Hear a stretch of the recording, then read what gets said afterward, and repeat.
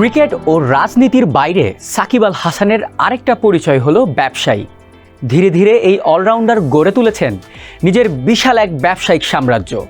তবে সম্প্রতি ইংরেজি দৈনিক ডেইলি সানকে দেওয়া এক বিশেষ সাক্ষাৎকারে সাকিব বলেছেন, আমি দুটি ব্যবসার সঙ্গে জড়িত, একটি কাঁকড়া ফার্ম, আরেকটি পুঁজিবাজার।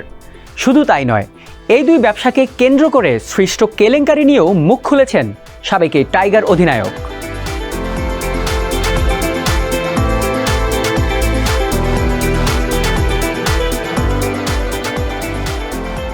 সাকিবের ভাষ্যমতে কাঁকড়া ব্যবসায় তার শেয়ার মাত্র ৩৫%, বাকি ৬৫% শেয়ার অন্যদের।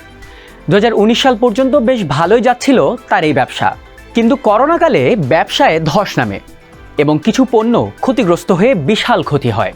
সে সময় তার অংশীদারদের অনেকে ব্যবসা থেকে টাকা নিয়ে চলে যান। তখনই পাওনাদারদের টাকা দেওয়া নিয়ে তৈরি হয় ঝামেলা। এই ঘটনা শুনে কাঁকড়া ফার্ম যেন বন্ধ না হয়, সেজন্য নিজের পকেট থেকে পাওনাদারদের কিছু টাকা পরিশোধ করেন সাকিব।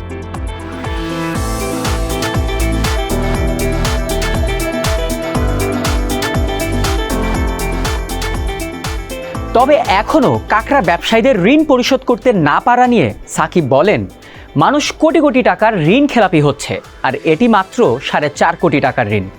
যদি আপনি আমার ৩৫% শেয়ার বিবেচনা করেন, তাহলে আমাকে কেবল ১,২০,০০,০০০ টাকা পরিশোধ করতে হবে। কিন্তু আমার সম্পত্তি যেভাবে জব্দ করা হয়েছে, আমি মনে করি না এটি স্বাভাবিক। এই পরিস্থিতিতে যদি অন্য কেউ ভুল করে থাকে, তাহলে আমিও একজন ভুক্তভোগী।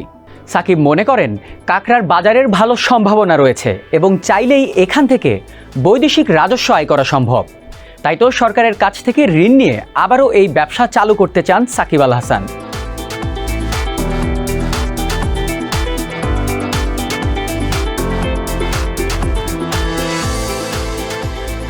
বিশেষ এই সাক্ষাৎকারে সাকিব কথা বলেছেন পুঁজিবাজারে সংশ্লিষ্টতা নিয়েও।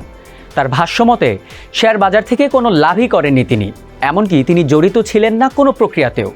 শেয়ার বাজার বিষয়ে কোনো মিটিংয়েও ছিলেন না সাকিব। তাহলে কিভাবে তাকে অপরাধী বিবেচনা করা হলো সেটি জানতে চান তিনি।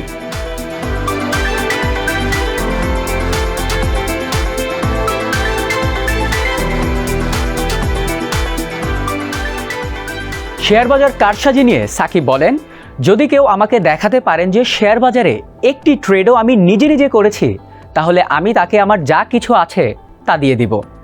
বাংলাদেশের শেয়ার বাজারে কিভাবে ট্রেড করতে হয় আমি জানি না, এবং আমার ফোনে কোনো ট্রেডিং অ্যাপও নেই।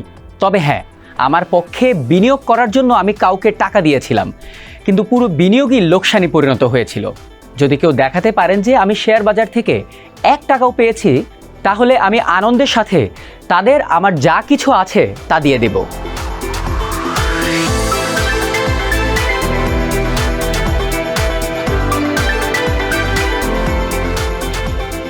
তবে এই দুই ঘটনা নিয়ে চলমান তদন্তে সহযোগিতার হাত বাড়িয়ে দিয়েছেন সাকিব। তিনি বলেন, তদন্তের স্বার্থে শেয়ার বাজার ও কাঁকড়া ফার্ম ব্যবসার যে কোনো তথ্যই আমি দিতে রাজি আছি। তারা যদি মনে করে সুষ্ঠু তদন্তের স্বার্থে আমার আসা উচিত, তাহলে আমি তা করতে পেরে খুশি হব। আমি তো কিছু লুকাচ্ছি না বা চুরি করে পালিয়ে বেড়াচ্ছি না।